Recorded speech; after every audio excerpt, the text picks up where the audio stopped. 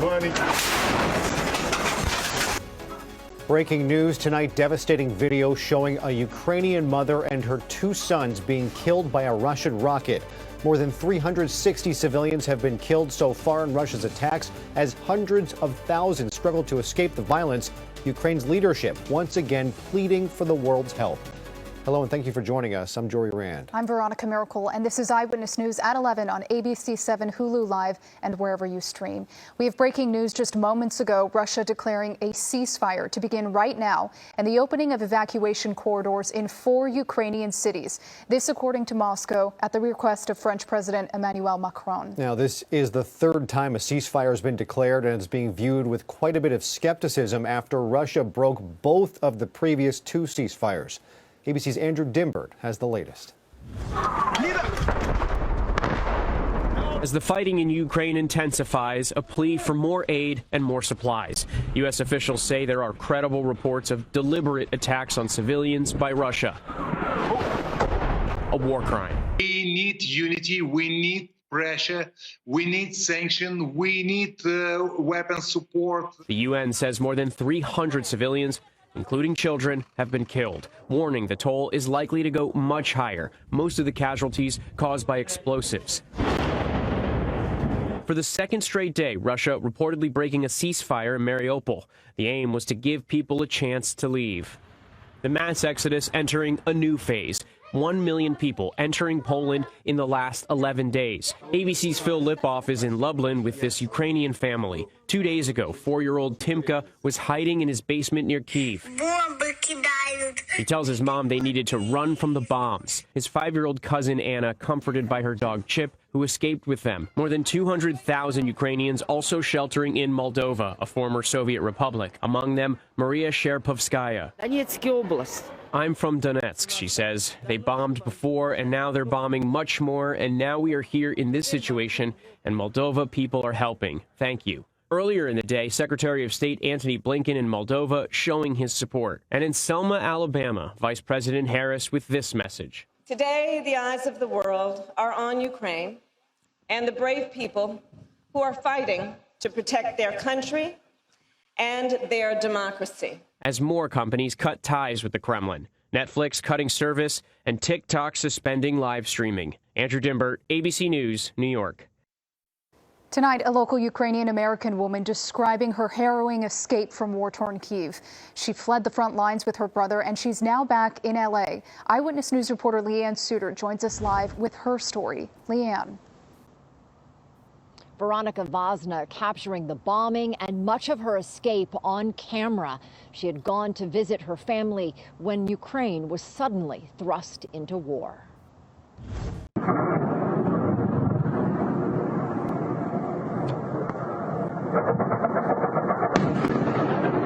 A terrifying escape from Kyiv as Veronica Vazna and her brother fled Ukraine when the bombing started. We wake up, it was honestly a panic, and our brain didn't work. We just started packing whatever we could, main things, document, money, and we had to leave right away. It took them 8 days in gridlocked traffic, passing hundreds of people fleeing on foot to reach Poland. Most of her family making it out, but her father staying behind to help his homeland. My father, even though he is American, he is fighting there, so I really respect that, even though I'm afraid for him, Veronica joining hundreds of others today here in L.A. in a call to join forces in the fight to help Ukraine. The Ukrainian Culture Center and Stand With Ukraine L.A. uniting in their mission to have the biggest impact as possible. Important to put the power together. Power and human thoughts and any financial power, any help's needed. People suffering, and our people. Residents of all nationalities showing up to show their support. Any kind of medications or saline fluid? And to lend a helping hand, packing thousands of emergency triage kits, which will be sent to Ukraine immediately to help the injured. It's bandages, some antibiotic ointment, something to wrap the wound with. It's the stuff you need to stop the bleeding, whether it's a gunshot wound or a blast injury. As the fighting intensifies in Ukraine, Veronica's fear for her father and her loved ones left behind continues to grow. I cried, I prayed, and I can't even describe, like, my heart hurts for my country, you know, and I never thought something like this could happen. She says it is a true nightmare for so many and says she is terrified about just how many lives may be lost. Reporting live, Leanne Suter, ABC 7 Eyewitness News. Leanne, thank you. Rallies were held all across Southern California today, calling for peace in Ukraine. In Westminster, a sea of Ukrainian flags in the crowd at the Asian Village Mall. People gathering there tonight for a rally and prayer vigil to show solidarity with the people of Ukraine. The invasion act is shocking the world. That's not acceptable.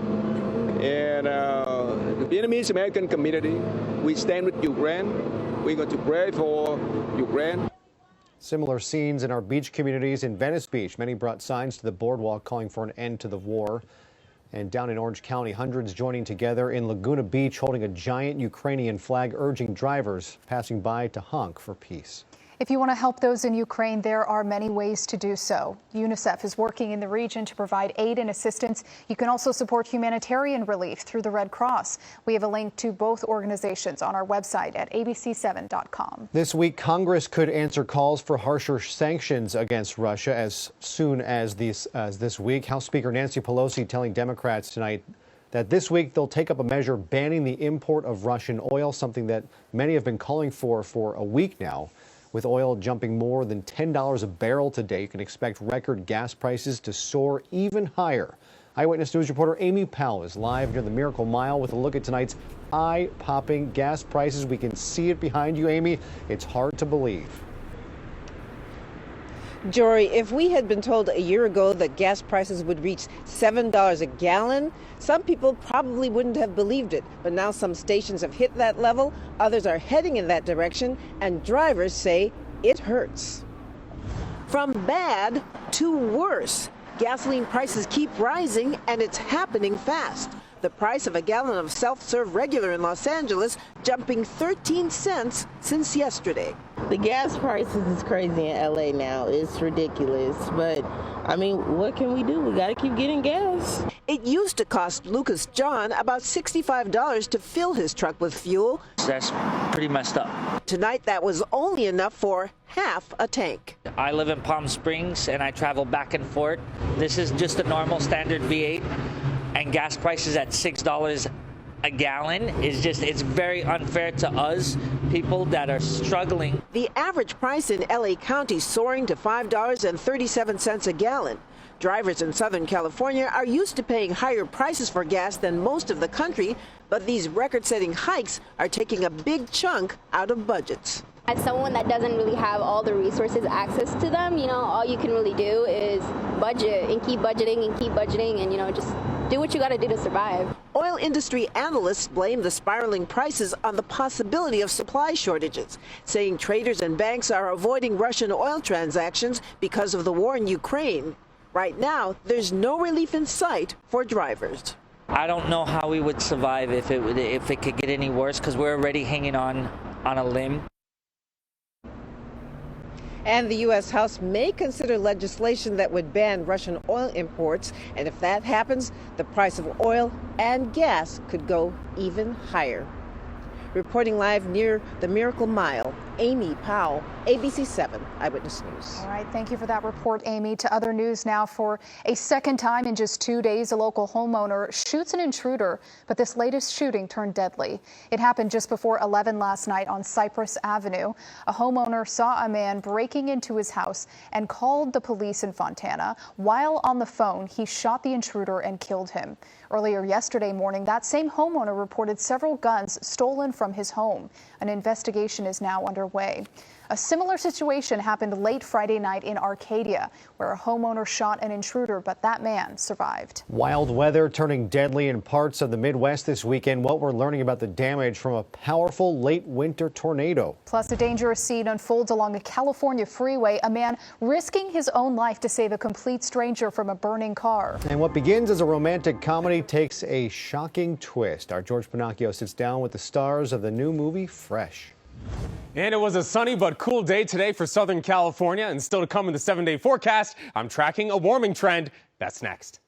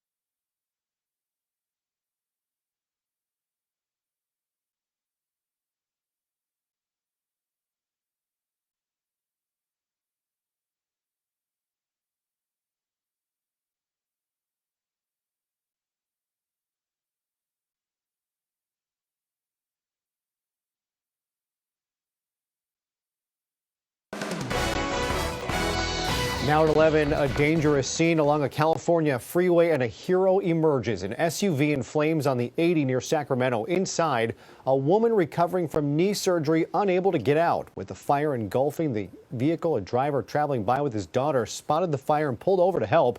He wound up pulling the woman from the car before it then exploded, saving her life.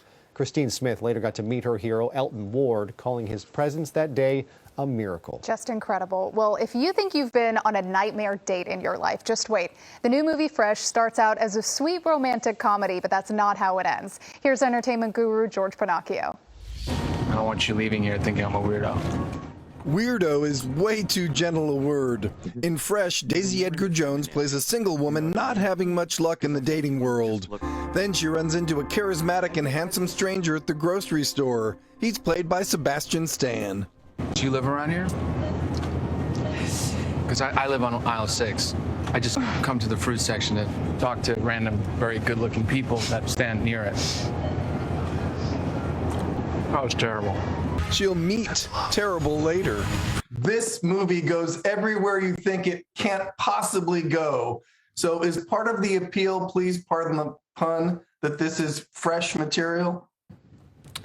Definitely. Like when I read the script, I knew I'd never read anything like it. So that's always what you're looking for when something different and unique, and Fresh certainly is that.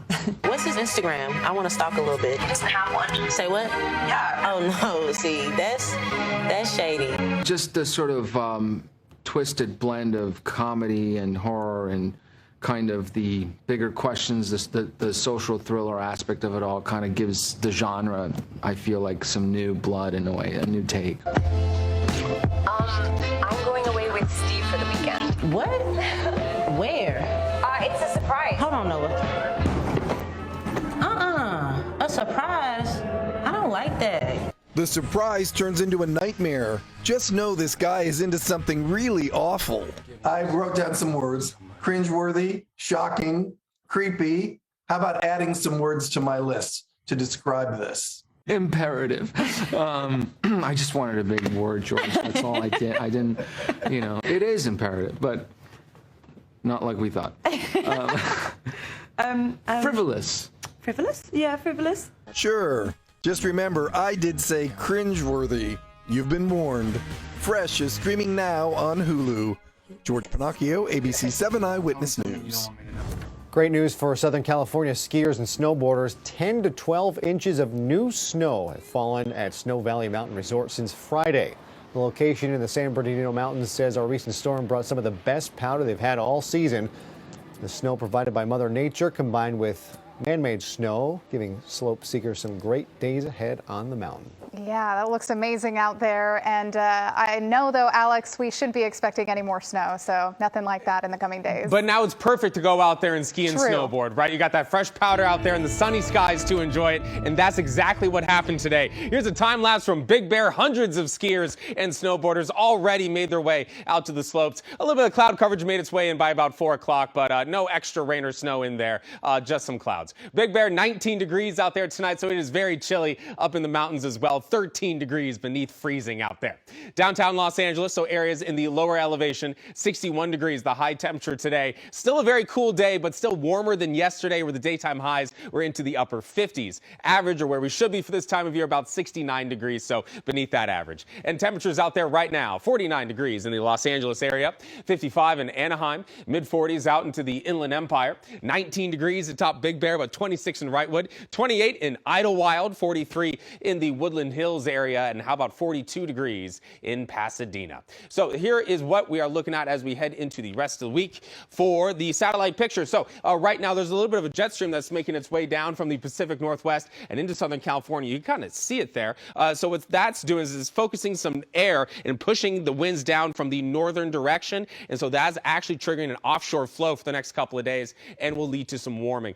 So you can see here with the wind forecast map, heading into Monday afternoon, the winds actually pick up. And with the wind lines here, you can see it goes from the offshore direction from inland moving on out. Anywhere from about 20 to about 30 miles an hour. The mountains, valleys, and the passes will get the most winds. Areas out to the coast will get less winds. And this continues through Monday. And I also have some winds in the forecast for Tuesday as well. I think the winds calm down by about Wednesday. Here's the wind advisory. Starts tomorrow morning, lasts until tomorrow afternoon, all the way from Santa Barbara, all the way into the Coachella Valley. So all of Southern California going to be feeling a little bit breezy through tomorrow and Tuesday. There's also a frost advisory for the Inland Empire, parts of the San Diego area, and Ventura County as well. There's enough cold air. Temperatures will get down far enough tonight. There could be some morning frost out there. Low temperatures for tonight are chilly. 40 degrees in Thousand Oaks overnight. 49 degrees in Northridge. 46 degrees in Los Angeles. Antelope Valley, you're going to be very chilly tonight. 24 degrees in Lancaster. 38 in Lake Elsinore. And 37 degrees down in Temecula.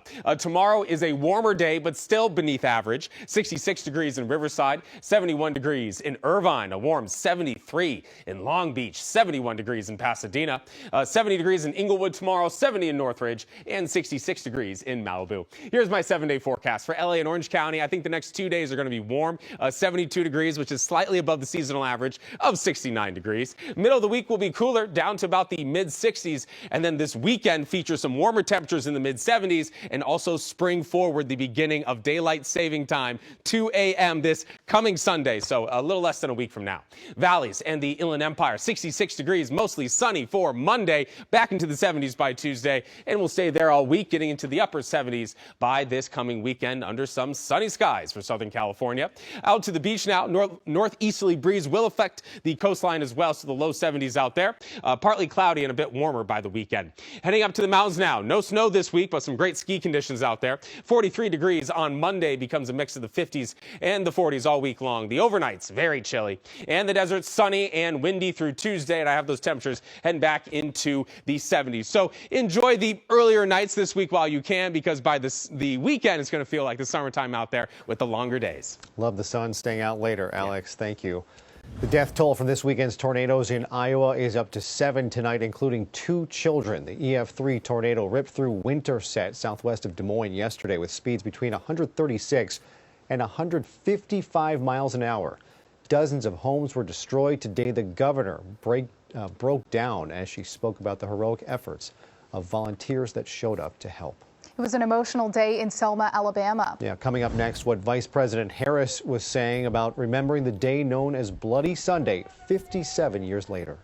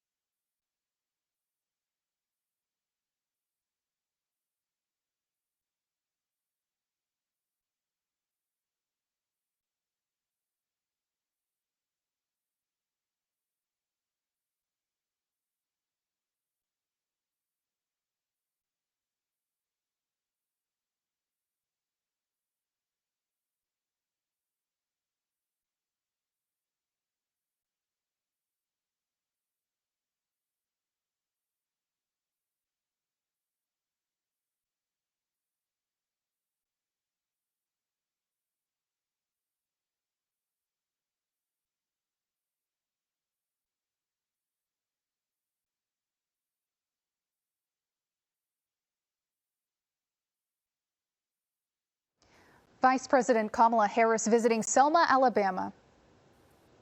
Vice President Kamala Harris visiting Selma, Alabama as the nation commemorates the 57th anniversary of Bloody Sunday.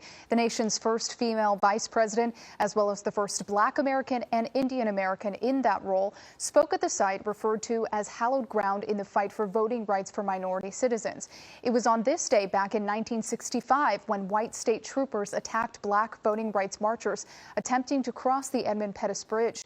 The images of the violence shocked the nation and helped galvanize support for passage of the Voting Rights Act. They marched for economic justice, for social justice, for racial justice. And we must do the same. We must fight to ensure all the people of our nation, no matter where they start, have the opportunity to succeed. The vice president's trip comes as congressional efforts to restore the landmark 1965 Voting Rights Act has faltered. President Joe Biden today renewing his call for the passage of voting legislation. The Independent Spirit Awards returned to Santa Monica. We'll check in on what film took home top honors. Plus, the film on top of the weekend box office is no surprise. So just how much money did The Batman take in?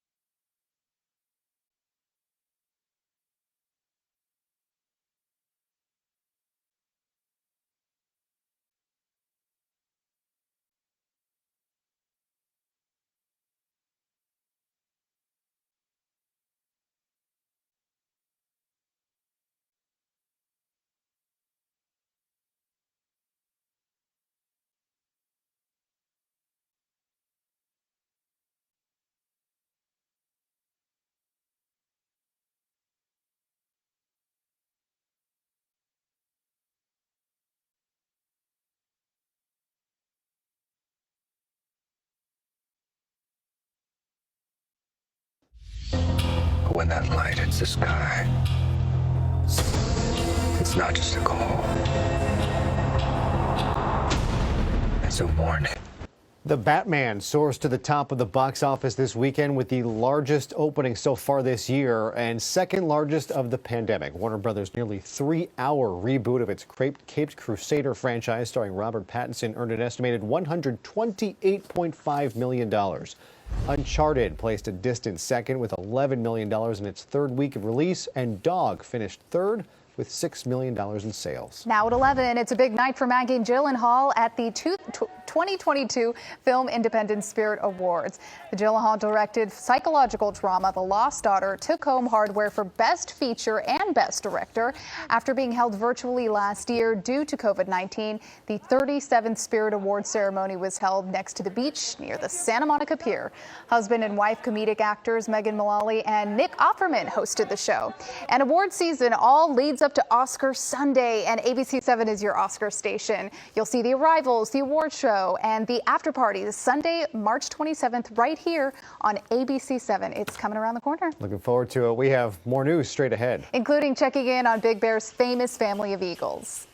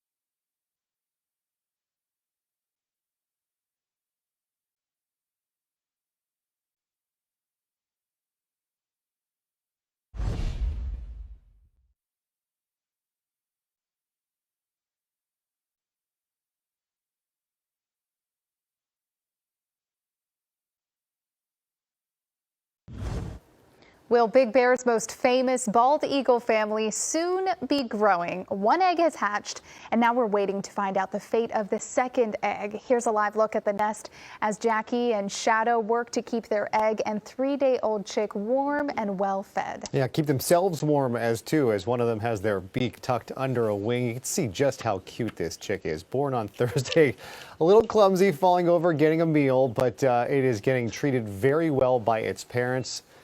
We're waiting for that second egg to hatch any day now. There's much more still to come.